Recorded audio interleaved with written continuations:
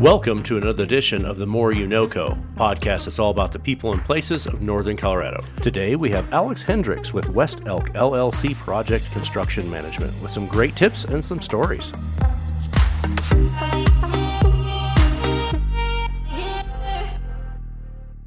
Hey, good morning. We are here with Alex Hendricks with West Elk Contracting.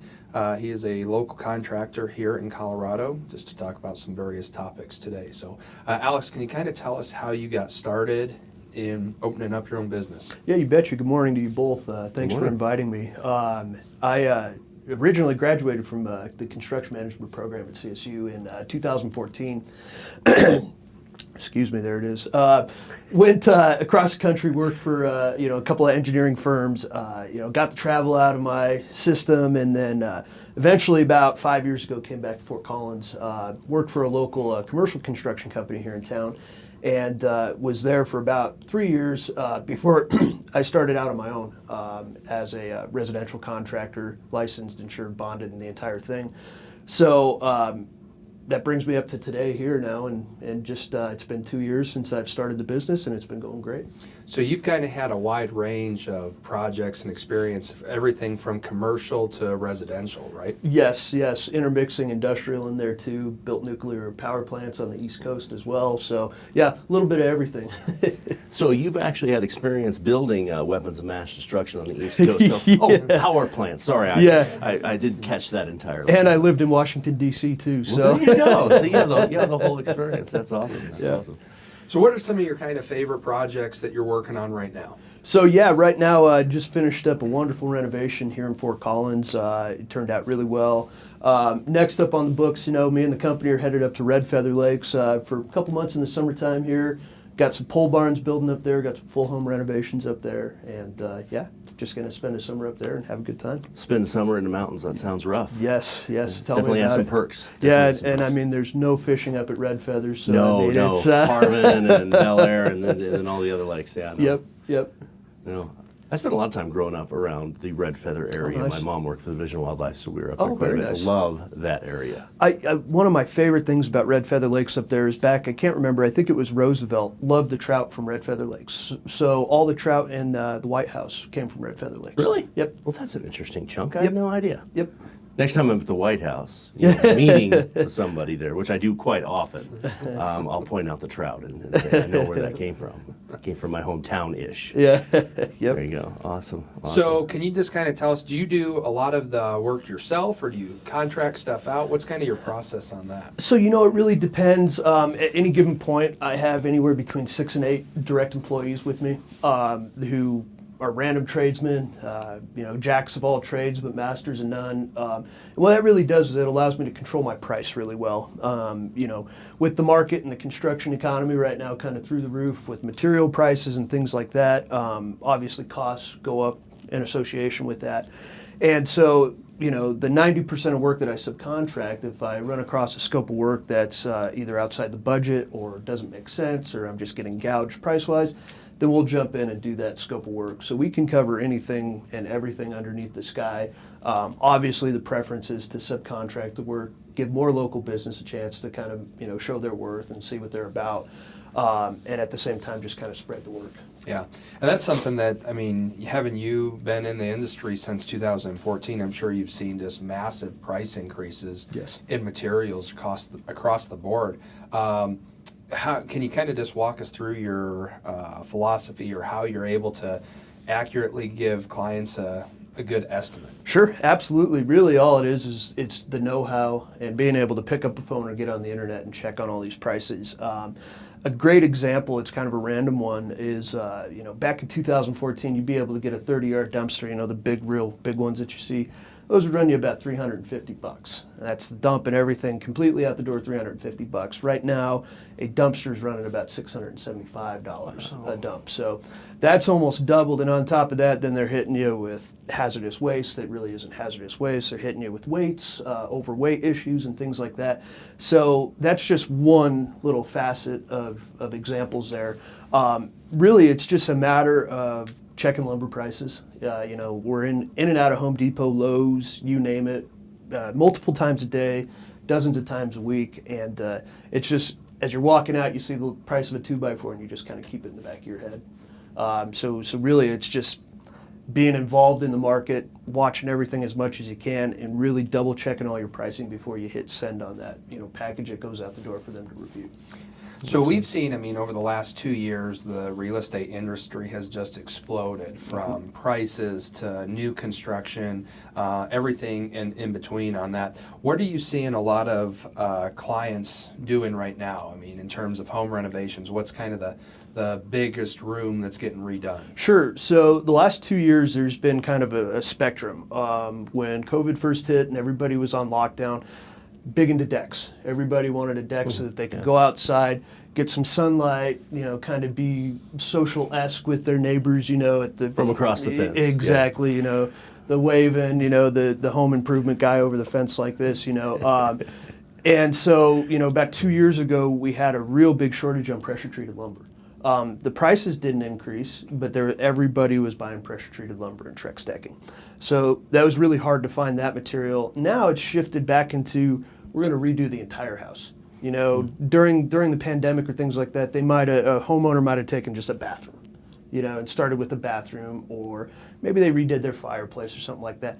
Now they want to do the whole thing. The other thing that I'm also seeing right now is a lot of new builds, because land it's still just as expensive as buying a house, but their mentality is, and a lot of times they're right, they can get into a piece of land a little bit cheaper and they can build from the ground up, get exactly what they want. It may not be the nicest materials that they were looking for, but they can get exactly what they want, and then they don't have to fight with the real estate market or multiple offers on houses and things like that. So I do have a client like that right now.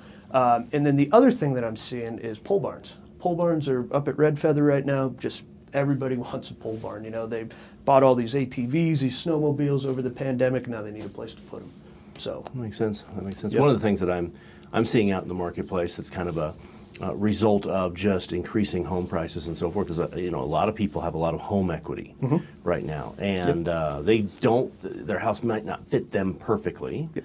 But instead of selling it and finding another house and going through kind of the headache of, okay, we're going to get top dollar for our house, but we're going to have to pay top dollar. It's a limited market. What happens? Do we have to sell first? Do we buy first?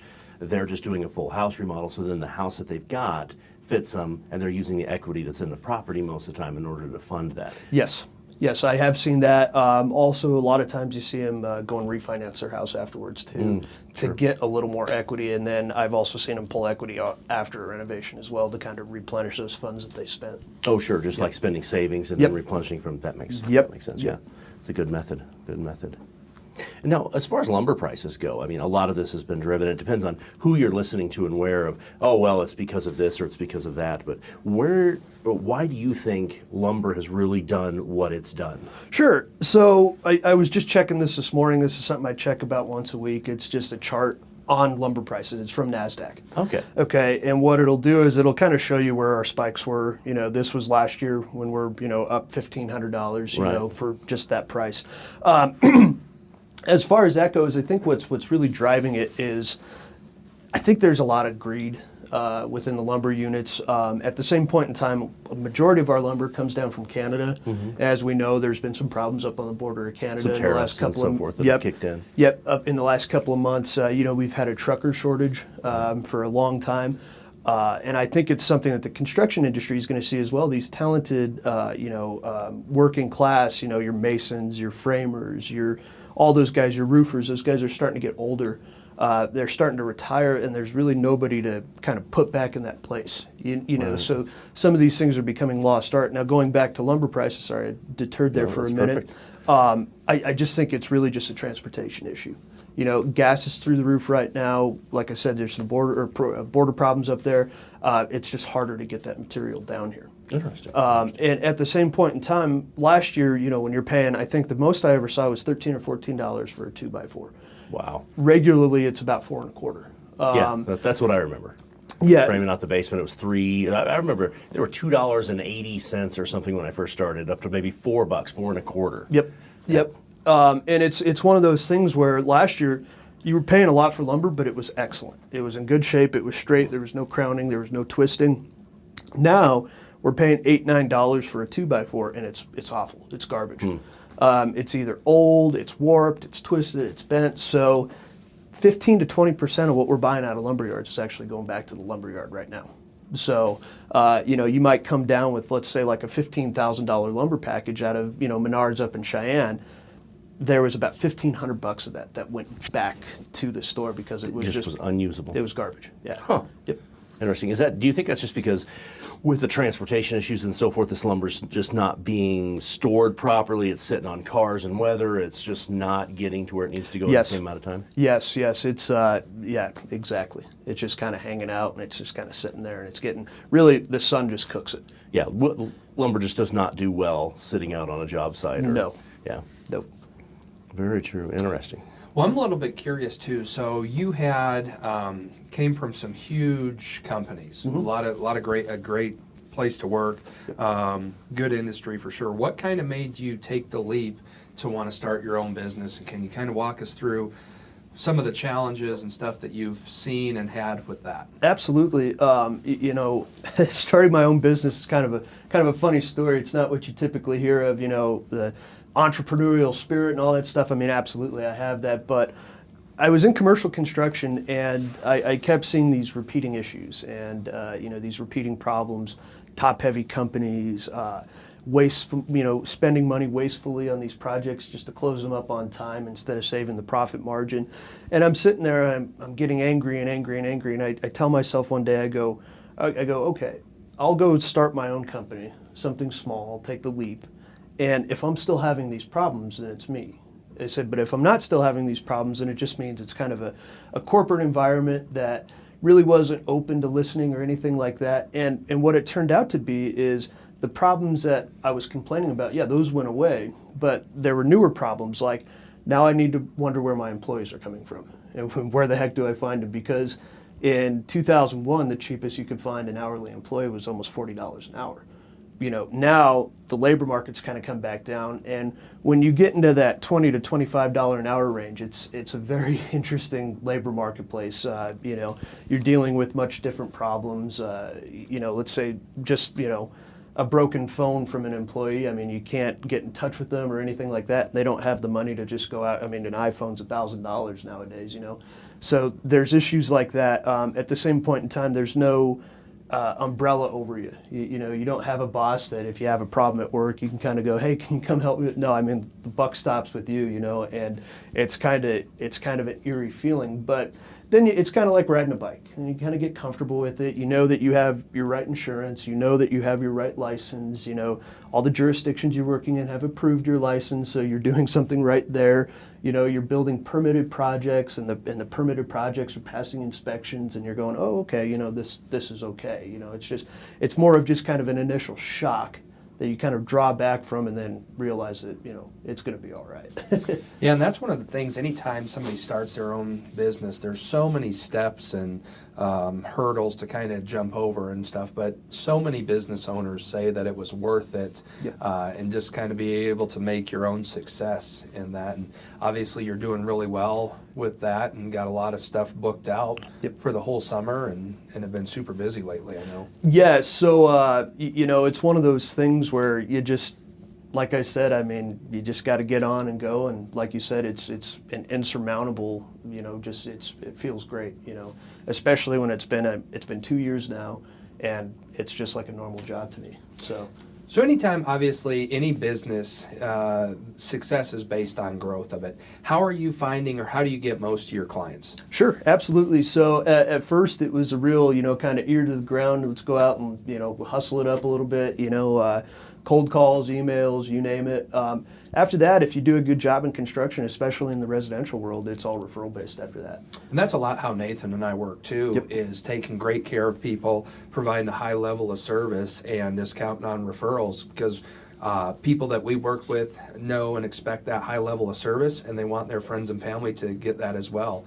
And, just like with real estate construction projects, it's very important that things are done right, things are done timely, and, I know you take a lot of pride in that, just like we do as well. Yes, so, when you're doing a big residential project like that, you're down to the pennies on budgets a lot of times, because these homeowners are basically, they have their nest egg that they've saved for years and years and years, and they're basically entrusting that with me to go and take that money, spend it wisely per the contract, and give them the end result that they want.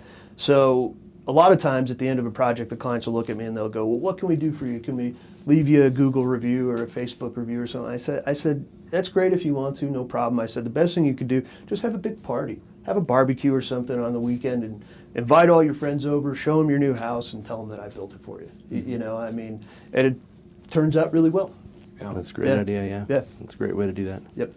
It's funny because people they'll share a great experience with friends and family, close people, and so forth. And they'll share a terrible experience on social media with everybody in the world. Yep. So it's so important to do just a fantastic job for folks. I mean, you can have the best lead generation system in the world, and if you're not doing phenomenal work for folks, you're not going to last in the business long. So it's great to hear that philosophy is really a great way to build your business. Yep. Awesome. So I hear that you are an expert ATV driver. like one of the best. Like you can do some aerial acrobatics nobody else has ever attempted and never will again. Yeah, correct. Never again is a perfect way to say that. No, I was, we had, Brandon and I grew up a block away from each other. You know, he was a year in front of me. We went to the same grade school, the same high school. I had a little hiatus at CSU here when I went and worked for Disney. That's a different story. And came back to Denver and was at CU Denver for 2 semesters too, and we carpooled to college together. And but anyway, we had some family friends who had 10 acres of land down there by I-25 and Highway 7 directly west of Topgolf. Hasn't been developed yet, but you know they're sitting on a gold mine. Yeah. Had a couple of Polaris 550s out there, and I was going backwards one day and I didn't see there was a pole in the middle of the field. And I overcorrected, threw me off. I remember laying on the ground watching that ATV go right above me, and it didn't touch me. The ATV landed. I think it rolled 2 or 3 times. Yeah. So from where I was sitting at, I had a perfect view of it. And unfortunately, you didn't have it on video. I don't think I would ever want to see that. It's in video upstairs. I'll never forget it. You know, and you see this ATV roll, and from where I was at, it looked like it landed at him, and I'm like, well, Alex is dead, I guess. Yeah, I guess that's the end of him. Loaded it back on the trailer, got it fixed, and still rode for a lot of years. But yeah, that was a scary day there. Yeah, and maybe just a little sore, but no injuries. No injuries at all. I remember the first thing I lost was my shoes, and then the second thing that came off was my helmet. Interesting. Yep. I was running around in a field without my shoes and no helmet on going, what the heck just happened? You know? Well, you had a purpose in life. You weren't done yet. I guess. That's interesting. So you've probably had a lot of interesting projects and so forth. What can you tell us? It would be an interesting, fun project, a crazy thing? Something? Sure. So I mean, some of the best stuff I ever did was when I was in industrial construction. But from a residential standpoint, every project's kind of cool to me because it's so special to each of those clients. You know, whether it's a small bathroom that's getting redone, it's really just about making their lives a little bit better within their homes, so that they can live better, feel better, and things like that. The one that really sticks out to me the most, though, is the one that we're about to do up at Red Feather. It's a 30 by 40 pole barn. It's 16 feet tall inside, so I mean it's a big structure. And the thing that really fascinates me about that is a pole barn is probably one of the simplest structures you can build. I mean, you don't put the posts in concrete, you set them on concrete, you backfill them in dirt, you compact them, you sit there and wonder, how does this thing not fly away? Right. Because it's basically wood with metal on the outside, with maybe a little bit of insulation and some lights on the inside, for a workshop or things like that. So just the simplicity of it is really a lot of fun, even though, at the end of the day, it's a really good-looking structure. Right. Yep. Okay. Well, and the other thing that's fun about that is you got a great place to build that up in Red Feather. I think that's kind of one of Colorado's starting to become far and fewer in between best kept secrets, where it's a beautiful area, kind of not too far of a drive from the Front Range, but really can kind of escape all of the Fort Collins to Denver hustle and bustle. And what's really nice is the traffic getting up there is like next to none. Yeah, I mean, it's like 30 minutes if you're Brandon, 45 for normal people.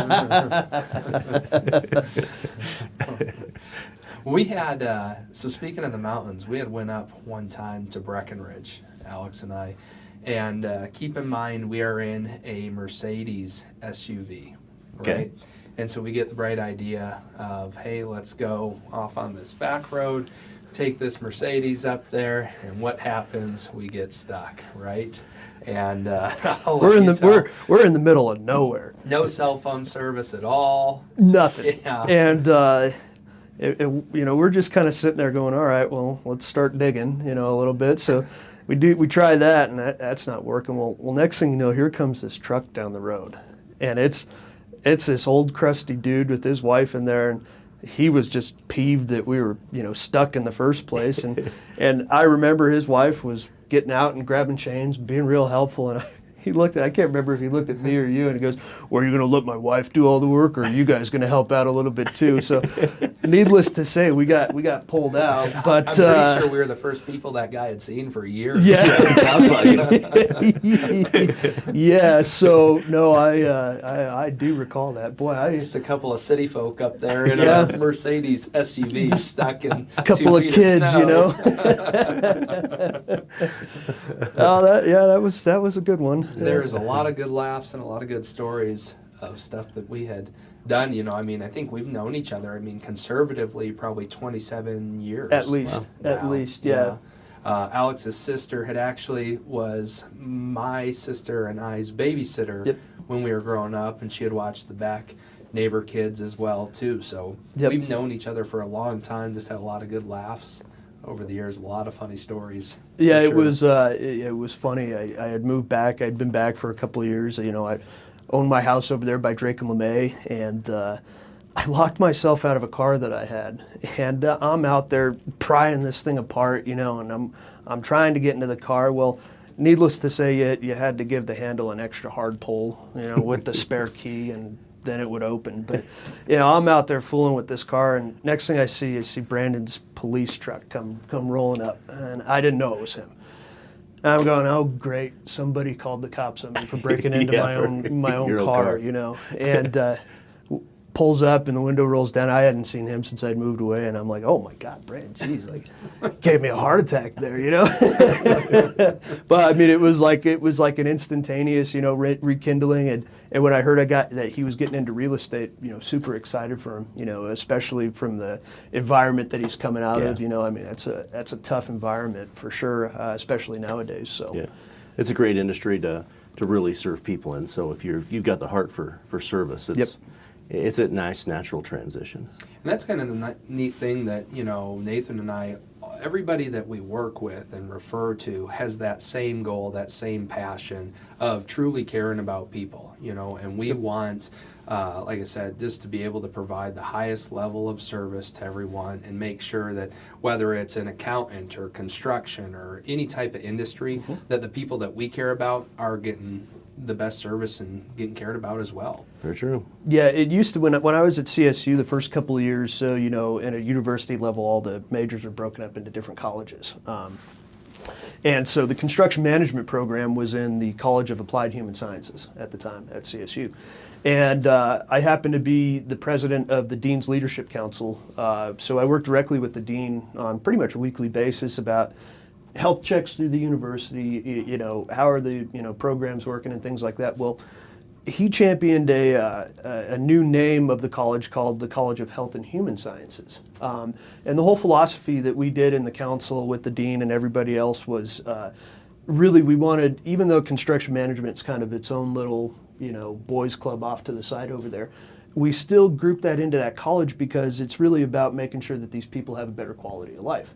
Just like you guys and representing, buyers in these future homes that they love and everything that they want to be in at the same point in time. Like I said earlier, it's even if I redo a bathroom or redo a kitchen, it's really just trying to improve that individual's life so that they can live a better life, be healthier and things like that.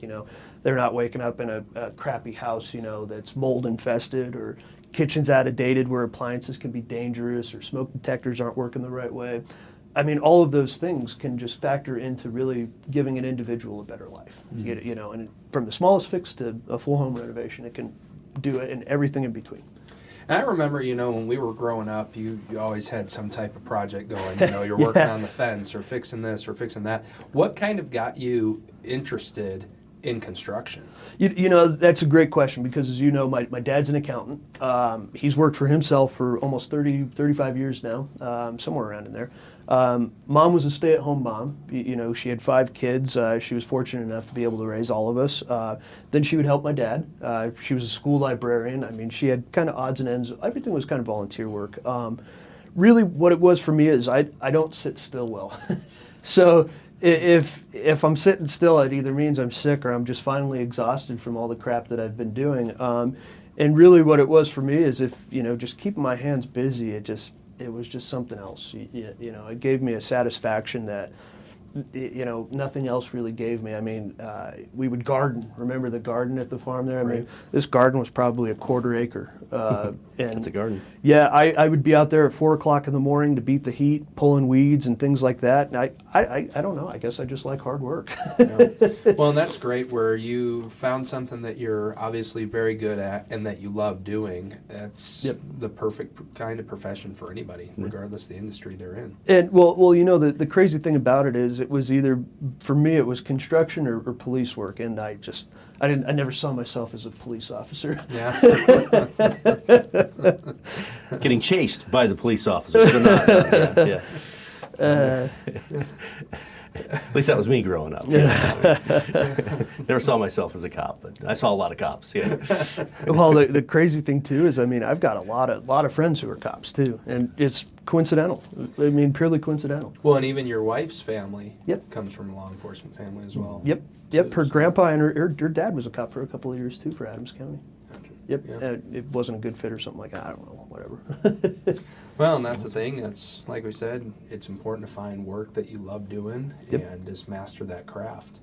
So we were just talking on a break, and Alice was telling us an interesting story about some other farm animals that we should probably hear a little bit more about. Yeah, so this farm that we just had an absolute blast on. I mean, it was just a ton of fun. Same place that the ATV incident happened. So they had a steer on there. I mean, a big one. It was a pet. The pet steer. Yeah, the landowners at the prime, they had probably 30 or 40 head of cattle in that little area, and doing really well with it and all that stuff. But as we know, that's a lot of work. This steer, his name was Cinnamon, somehow just became a pet. Just the most spoiled cow you've ever seen. Big One. Horns, the whole thing, because he wouldn't let you cut the horns off or anything like this. I'm talking like a corn-fed cow, like this. Anyway. And so we were out there, and this steer ends up breaking through the fence, and this thing is just moving. And it's like ripping through barbed wire fence like it's string. Like nothing. Yeah. A hot knife cutting through butter. Yeah. Is what it was. Yes. And this bull is making a beeline towards I-25, and I'm starting to get worried that this cow, this steer is going to get on the highway, and obviously, you've got cars going 75 miles an hour Not on for there. long with that, yeah. Yeah, No. Worried about people getting hurt on there, and so what do? We rally the troops, right? We've got an ATV going screaming out there to try and turn this bull. Two of them, yeah. Yeah, and then you've got this black Mercedes SUV also jumping through the field, going over prairie dog holes, everything that we can do, as high school kids to try and turn this bull away from I-25 and get it going back to the west. Yeah, we're driving through neighbors' fields, getting this thing, and finally we got it calmed down. Kind of made a formation to get that thing back in its corral, and thank God we did. Yeah, luckily it ended up okay, but man, Cinnamon gave everybody a scare that day. And I'm sure it was entertaining for all the neighbors. I'm sure it was. Sure. They're all standing watching Look at that. these idiots Chasing this bull towards I-25. I'm like, wait to see a semi, turn Cinnamon into hamburger. It was not good at all, but it ended up okay, so that's why we can laugh about it now. But, yes. Right. I mean, even as a 17-year-old high school kid, we had the sense to know this is bad. Yeah, Yes. this is not going to turn out Yes. well. Yeah. This will not end well for anyone. Yes, I think all of our parents were glad that we had a place, a relatively safe place to go Sure. and just be kids. Yeah. Bonfires to shooting BB guns to Oh, yeah, that'd be a great spot. everything in between it. But still, we could still get in trouble. It was just in a contained ways, area. It's funny because I come from a family of attorneys, and it's different to hear the future law enforcement try to rectify the situation by stopping the steer and preventing any type of harm. Where mine would have been to jump on the ATV, head to I-25 as fast as I could with a can of spray paint, and paint open range on one of the signs so that we didn't have the liability of the cow. Yeah. Well, It's there's right on the another, sign. It's right on the sign. there's another story of that too. So, Alex and a couple of our other good friends as well. I wasn't there, but they get the wise idea of taking these ATVs right through the city and county of Broomfield. Yeah. And how'd that story end? Yeah, so this was the Anthem development down there just west I-25, right on the tollway there, in between Flatirons and I-25. And I think I told them it was a bad idea not to do it. oh, of course, yeah. Brandon was always the common. No, He's always the one that was like, hey, we should go do this. Yeah. yeah. No, I can't remember why he didn't make it that day. But anyway, yeah, there were three of us. They had a whole four-wheel terrain course back there. That was kind of before the development came through. It was kind of just a whatever. If you want to go right out there, you go right out there. So. I think the name of the track was private property, right? Yeah, we come to find out later at a later point in time. Yeah, you're completely right. So anyway, we throw the ATVs on the trailer and we drive on over there and unload them, and we're just having a blast. There's probably 4 or 5 other people there doing the same thing. Well, the next thing we know, everybody's gone, and we're still out there, having a great time. We go, woo, tracks to ourselves. Well, out of nowhere, we see a Broomfield police officer on a motorcycle riding this track and coming up, and he stops us, and he actually writes us a ticket. And it wasn't a private property ticket. It was ATV and city limits was the name of the ticket, and we all had to go to court. It wasn't like we get a little fine and here you go off, see you later. No, we all had to go to court. So the three of us are showing up in court, and even the judge was like, wow, this is a little silly. Yeah, why are you here? Yeah. Well, what's funny is come to find out about 5 or 6 years later, that officer had left the force due to an injury and became a carpet cleaner. And completely unrelated, my mom called somebody to have her parents' house cleaned in Arvada. It was the same guy. Cleaning carpet now. Small world. Yes. There you go. Yes. When it Yes. came time to pay the bill, were you like, okay, here's your fee, less the fines? I was not there. I think my mom actually did remind him of the situation, and he said he forgot. So, He had forgotten, I'm sure he had. yeah. It was any excuse to go ride his motorcycle on that track. Is Yeah. what it really Pretty was. well. Come to find out, Broomfield trained on that track with their motorcycle Really? officers. Yeah, that's what he told me at least. Yeah. That sounds like fun, I guess. That probably was any excuse. He probably just heading over there for a little fun. It was like, I got to get rid of these guys. I love it. Well, we've got, just kind of circling back to the business again. One of the questions that we really are interested in is what advice would you give yourself if you were to start over and do it all over again? Oh man, probably go into something in gas and oil or a nice corporate job. No, I'm just kidding. No, it's a great question. You learn so much in starting a business. Just like in your scenario, coming from police work over into real estate work. You learn so much within those first year or 2 years. And my mentality is to just be a sponge and to try and get up as much of that experience as I can, good, bad, or in between, because. One of my first managers told me, he was this old crusty guy who had been in engineering for 20-some years, pot belly, bald head, perfect construction, And he goes, you can make any mistake you want to make. He goes, there's 2 things that have to go along with it. And I go, sure. He goes, you can only make it once, and it can't be expensive. And so, that's something that I've tried to live by in construction. Anybody who works for me, I tell them that all the time. But if I could give myself advice, it would to just try and learn more. Try and sponge up as much as you possibly can, because you don't know when that, advice is going to become relevant, but at some point it usually almost always does. It always comes back. So, what I do as a business is at the end of every project, there's lessons learned, and just kind of keep a real informal Excel spreadsheet on my, computer, just type it in, and if I ever want to go back to it, it's right there. Yeah, there's definitely something to be said about experience, and learning from your mistakes and kind of being humble enough to say, hey, if I don't know this, let me go out and find somebody that does. And there's so many people that are willing to help out there. I don't care what the question is or the industry is, but you sometimes see people that have too much pride maybe to ask for help. Yeah. And that's where they start to make those mistakes and get into bad situations. Yeah, I mean, absolutely. One of the things about being a good business owner and even just a good project manager is knowing when your subcontractors are overloading. Because in the busy season, it's just, our busy season runs from spring to about fall, and then everybody kind of either goes away or we go inside and work inside. Those subcontractors are just trying to scoop up as much money as they can so that they can live for the rest of the year.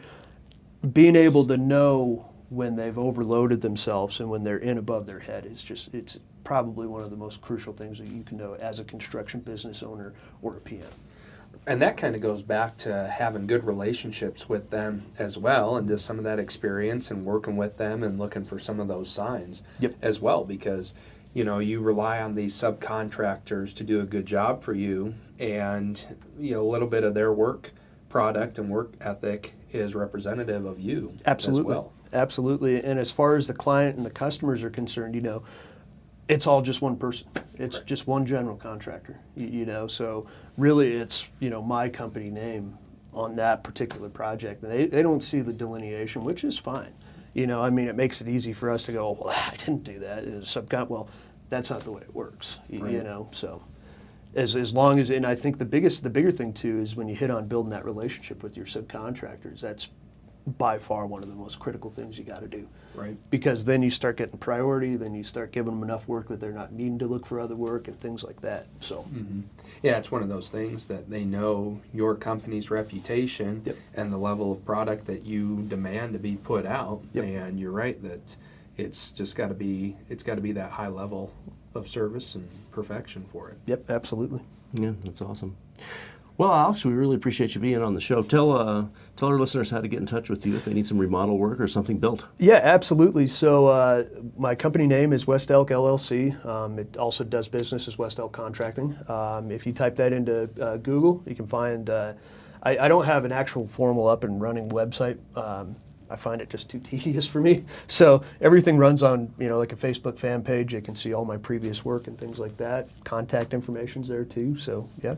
And what area geographically do you service? Sure. So, I'll do anything from Denver all the way up into Cheyenne, anything in between, mountains, all that stuff. I've worked in Breckenridge, worked in Red Feather. We've talked about that. Worked in Denver, Arvada, you name it. So it's, just really a matter of where the schedule fits and the scope of the project. Perfect. Yep. Sounds good. Well, thanks so much for coming in. Yeah, thank Love you. having you. Yeah, appreciate you guys. Thank you for the invite. It's been a fun morning. Yeah, awesome. Thank you.